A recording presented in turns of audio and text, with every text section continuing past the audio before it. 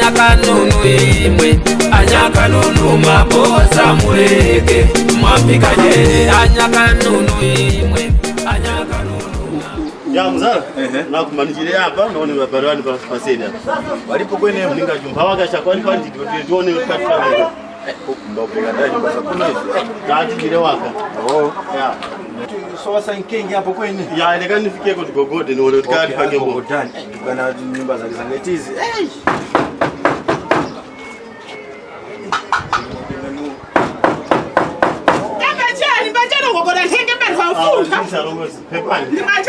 Pepana ngosi.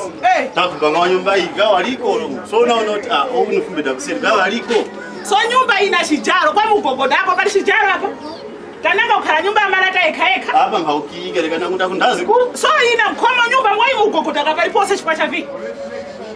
Panyake ne washishara panyake kuliki. Nyumba hii ilindichi seko bwaji mugogoda pali pose chifua chani.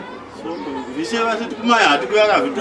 Ya rongosi mbeni mtankanga tamaya makola ya chwati taona ngati paika pumphamishi pa mukhomo mpaka msesha ngogoda sono tigokereni muone.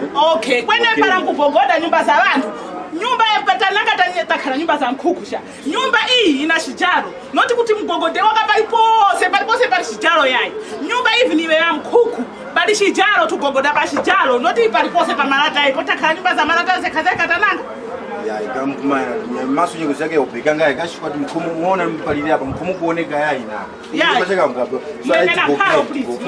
ndo ikuru wa nyumba hii waliko olo yayi mwaona pali visha hapa paliloko wai mugogoda kaya pa nyumba palije la nyumba hii nikashitika peke watakuwa imo kuseri kula nikaenda kukutira kwa imo kula. Okay kwa next time para mugogoda nyumba za mkuku za malata eka wala kwani mkuderera kwani ni fichi hata hii ni nyumba zene zizi kwepo gogoda mgogode pa mngango noti pali pose cha mwafrika sungura ndo wakhala mkuku ndenelili kuti walongosora kama ole mbweno kulongosora maole mwa vishima mukupala mukhala nyumba zimwe mizinu zene zizo isatu ukhala mkuku malata eka pali jesuzo mwafrika mungaza kaisa ngaso gogoda pali pose cha mwafrika muza gogode pa shijalo nyumba ina shijalo takhala nyumba ya malata eka mbweta nanga viwantu kumala vuderera shomene kwenye